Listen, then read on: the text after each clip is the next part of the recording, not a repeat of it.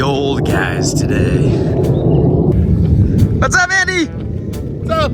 You ready? I'm ready. Are you? Yeah, this is my father-in-law, Eric. Nice to meet you. Where are we heading? We're gonna go to Morristown. So we're gonna do about 35-ish miles. We're gonna check out 3 old mine sites, a cool old dam that's got really neat history to it, and just go rip through some dirt and have some fun. Oh, looks like we're getting upgraded right out of the gate. Can't go riding unless you're knocked up. This is Rock Knocker right here. These are mud flaps. And how many sets are running right now? Right now we have about 5 sets out in the general public. We're still kind of testing these, but I think what we've got is working. So I think we're gonna ramp up and get them more stocked up into productions. And you said one of the guys that's running a set has how many miles on his brand new Segway? He told me he has he's just shy of 6,000 miles already. Jesus. In a little over, what, 2 months, 3 months. That's a lot of miles. Guy drives and drives hard, so. That's sick. We're gonna get these installed.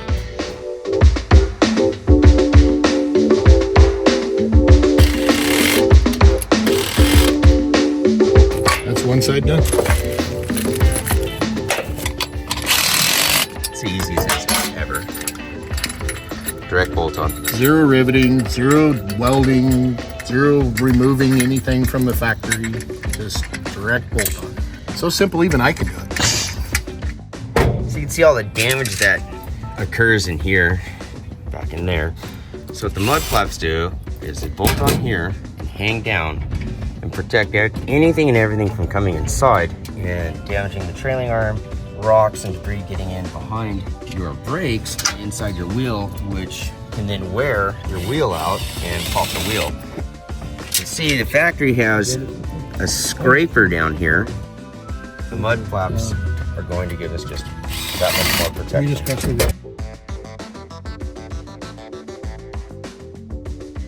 All right, so we're loading up. I'm gonna be wearing a helmet just for the dust. Water, sodas. Got a Boxo tool roll kit in here, air compressor, plug tire kit, and this is the dustproof bag. It's pretty cool. Just ready to roll. I'm gonna be running a rugged radio handheld for now. That's all we got. This thing's not built. He's got a rugged handheld with a headset, and he's got PCI race radios in his, so he's gonna be leading us. I better get off the trailer. It's time to go.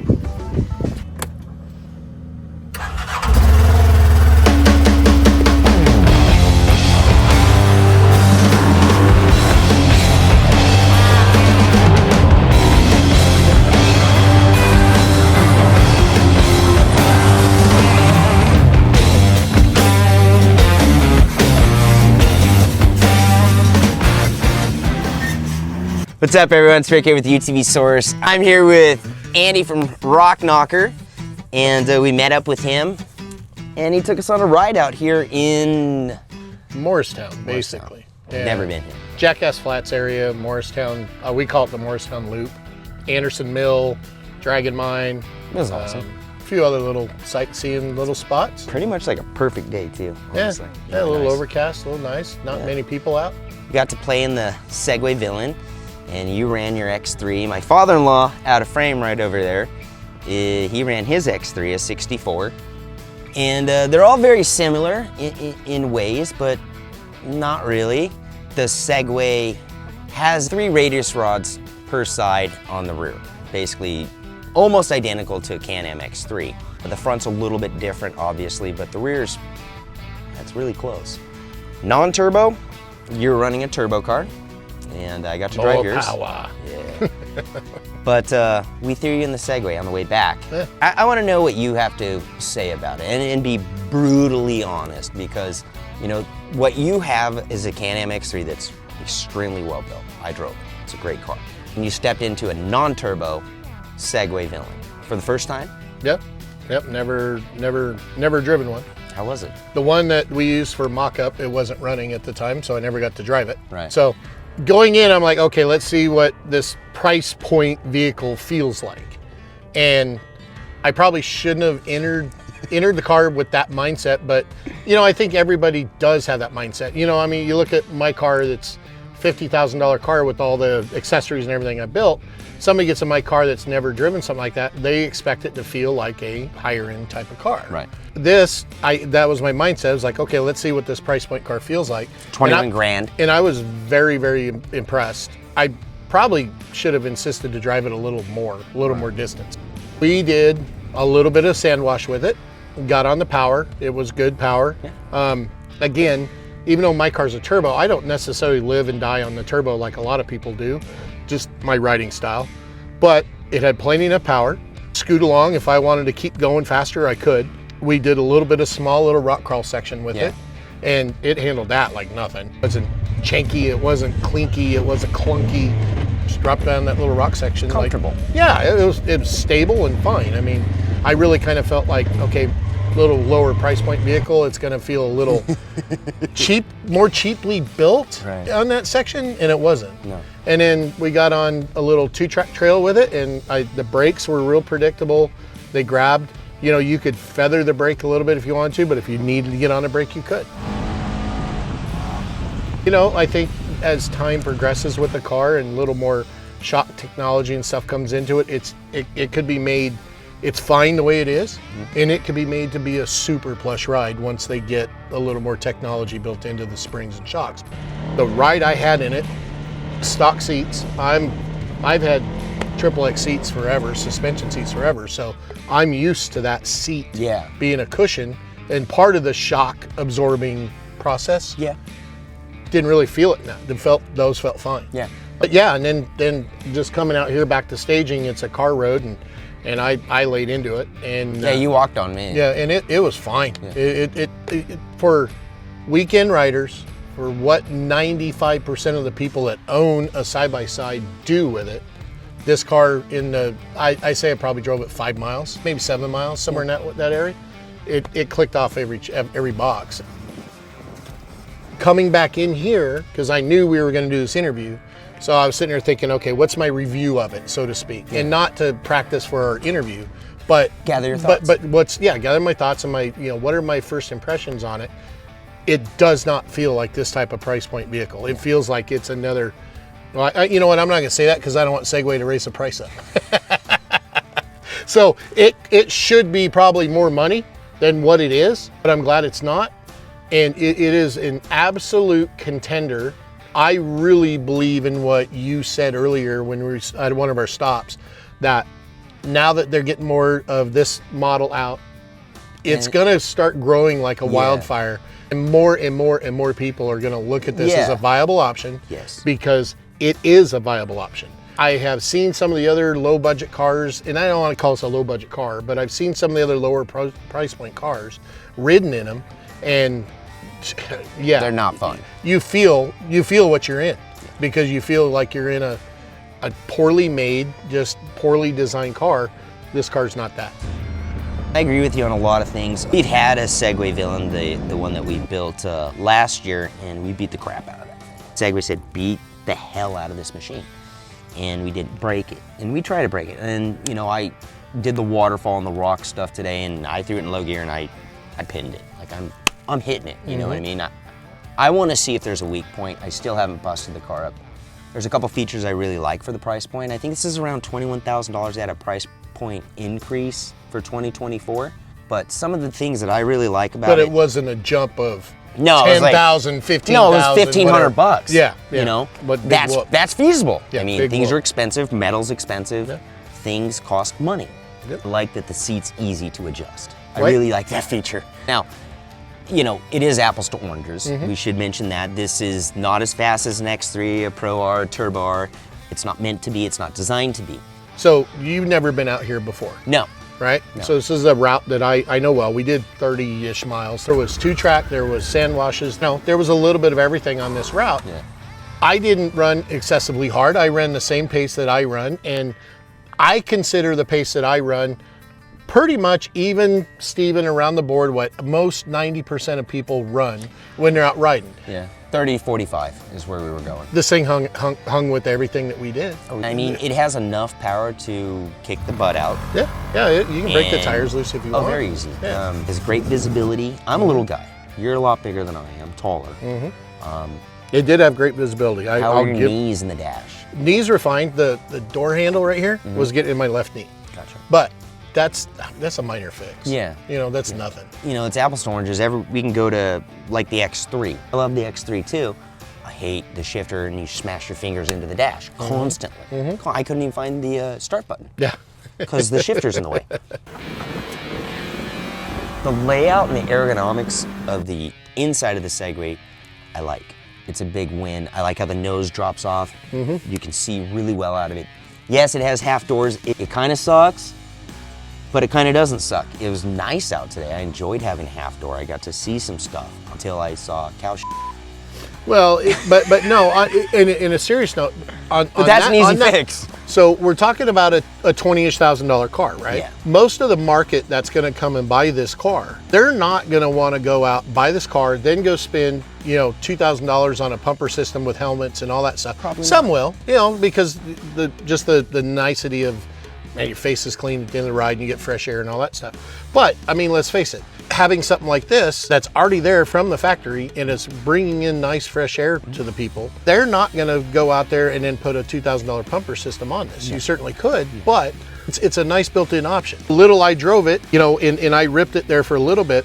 I did not feel stuff coming in and hitting me. I didn't feel like, no, I'm not so sure because, you know, it's got bigger tires on it. Yes, this car does have aftermarket wheels and tires. But I didn't feel nervous about, man, that tire kicking up a rock inside with me. I didn't feel that. And we were wearing helmets regardless. So I like the car. I think the half door as it comes on the rocks when we tested it out there in Santa Ana was rad. Yeah.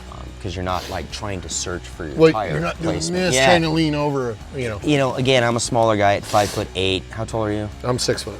6 foot, 5'8". I could see great down this thing. And that's really difficult for a guy my size in some of these side-by-sides nowadays. It's hard. Well, my car has full doors on it, and all I could see was about 3/4 of your head up. I drove his X3 on the way back, and we had to put a cushion on top of his seat for me to see over the dashboard.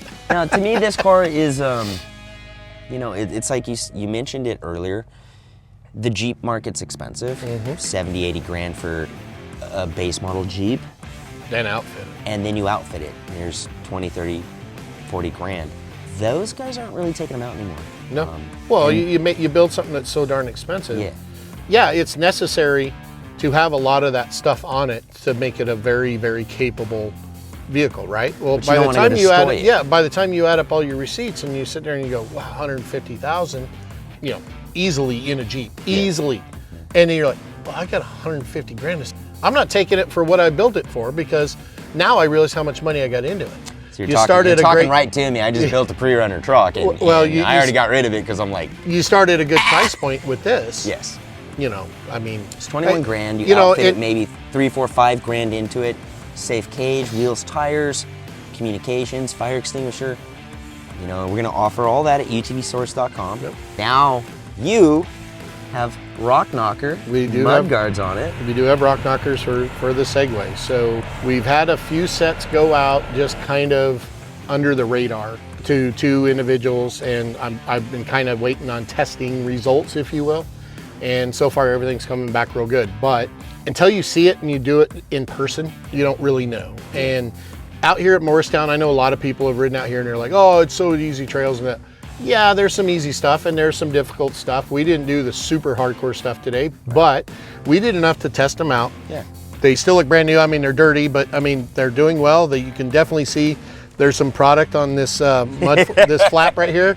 We're gonna call it product because it's not mud. It's cow shit. I got it on my helmet. So you can sit there and see just looking at what's there, how it protects and how it's going to protect back in that what I call a dark hole of where the trailing arm meets the inside of the wheel. And that's where rocks get in, and you know there are scrapers on all these UTVs out there. Some people have to take the scraper off and you put an aftermarket wheel on because it hits. That's there to get rocks out and not destroy your wheels. Well, guess what? Rocks get in there regardless, and it doesn't take much but a few turns and a sharp rock, and you pop your wheel, not your tire, your wheel.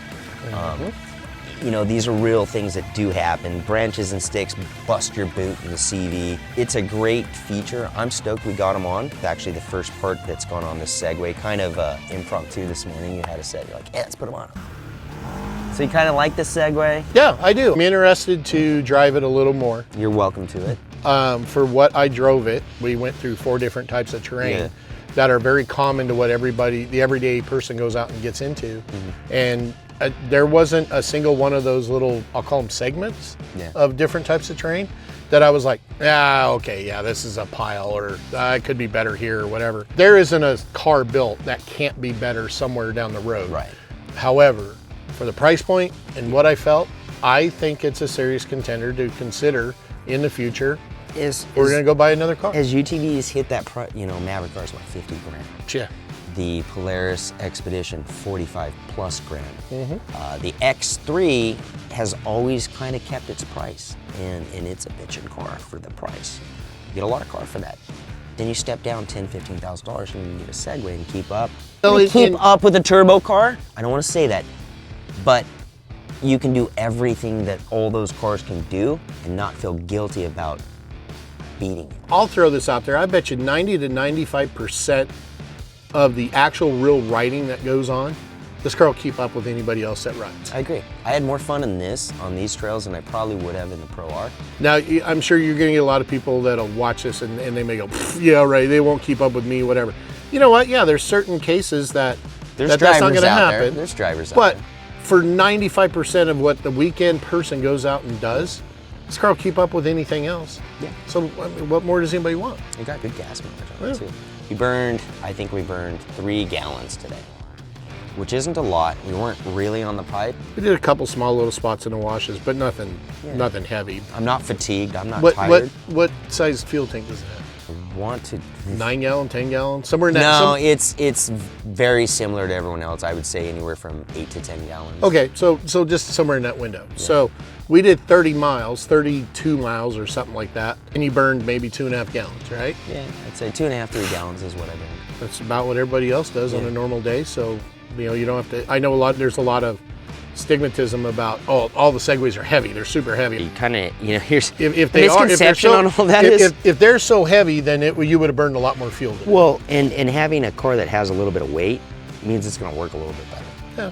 That's my philosophy. Look at the KRX. I would agree. I would consider this car very close to a KRX as far as how it drives. Obviously, the KRX is more refined than a villain. This is their entry-level car. This is their first car. And it's their first shot. Yeah, first foray. This isn't a Yamaha Rhino back in the 90s. And I'll tell you this, there's a lot of people that have that stigmatism. Okay, first-gen cars out from whoever, you can name your manufacturer. First-gen cars out, I will not buy one ever because I want them to get the bugs worked out.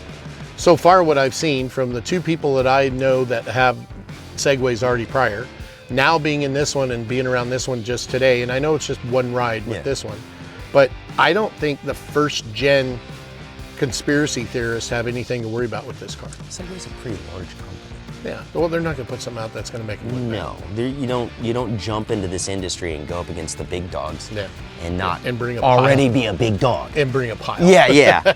and what's interesting to say is you're like, oh, this car could be better. Well, they have the super villain coming. To say that this car is could the be better one, that is a different price point. But to say that this car could be better, that doesn't mean I'm bad-mouthing this car. My car there can be better. Yeah. I can guarantee you, and that's what's the beauty about this sport or this hobby, with all the accessories and all that stuff, you find 2 side-by-sides that are built exactly the same from stem to stern, top to bottom. You're never going to find it. So to say that this car could be better probably wasn't the right phrase. Maybe I should say you can make this car the way that you want it pretty easily through aftermarket, and that's only going to get better as time goes. That's probably the better way I should. As more companies jump on, because here's the thing, price points are going up. This is not a very expensive machine, so when price points go up, we all want a Ferrari. Yeah. I live a lifestyle, what my dad calls it, a champagne lifestyle on a beer budget. Right? It makes a lot of sense. I can buy less expensive things, put my time into it, buy some parts, put it together, tweak it, tune it, get it to do what I want it to do. And this is a great platform for that. I was impressed. I like the car. I relate it back to the 4-cylinder Hondas and stuff like that when they first came out. You felt like you were in a tin box.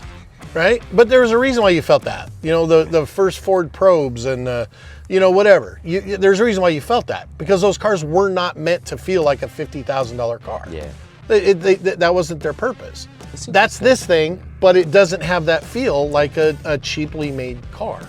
You know, it didn't rattle. It didn't, like I said, it didn't feel chunky. It didn't feel anything like that. It just, it felt like I was in a nice, stable machine. That's the easiest way to put it. It's a nice, stable, well put together machine. It's pretty cool that the aftermarket industry is jumping on and developing a lot of parts, and we're gonna be putting a lot of parts on this build as well. And I think it's gonna be pretty dope. I kind of have an idea of what we're doing. I've been gathering parts. I'm waiting for all the parts to show up before we tear it down. And hopefully you and I are gonna go on some more runs. Yeah, we'll get some more runs in before it gets too I think so. too nuclear.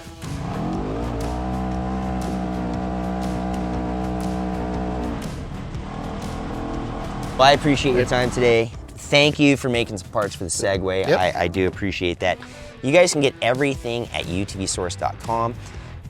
Rock Knocker, you make it for the Can-Am, the Pro R, the Turbo R, the KRX, Segway. What else do you got? Polaris General, General. the Turbo S, the XP Razor. We are working on a prototype for even the Speed, maybe. And we are looking at reinventing a few little products that we have had out for a long time.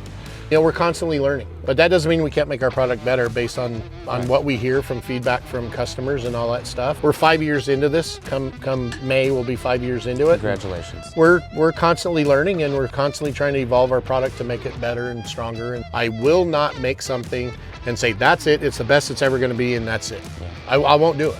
And so if I can learn, and I'm trying to constantly learn how we can make a better end product for our user, win-win for everybody. That's awesome. All right, guys, we're gonna get on down the road. We're gonna continue to beat the wheels off the Segway, and we're gonna keep it real. We're gonna tell you how it really is. Your first test drive, I've been driving them for over a year now. I'm comfortable in this machine. Again, this is the machine I chose to bring out. Could have brought out a Pro R. I had more fun in this today just because of the riding conditions. Well, and I appreciate you bringing this, because that allowed me to do some testing on the Segway product that we have. And again, seeing it firsthand is more vitally important than hearing it secondhand. Yeah. Not that the two people that have the product already I don't trust. I trust them immensely, but I am the manufacturer, I own the company. I wanted to see the product firsthand on the trail. Yeah. And so that was great. Thanks for tuning in. Remember to like, comment, subscribe, and life's a ride, guys. Make it your own. Take care.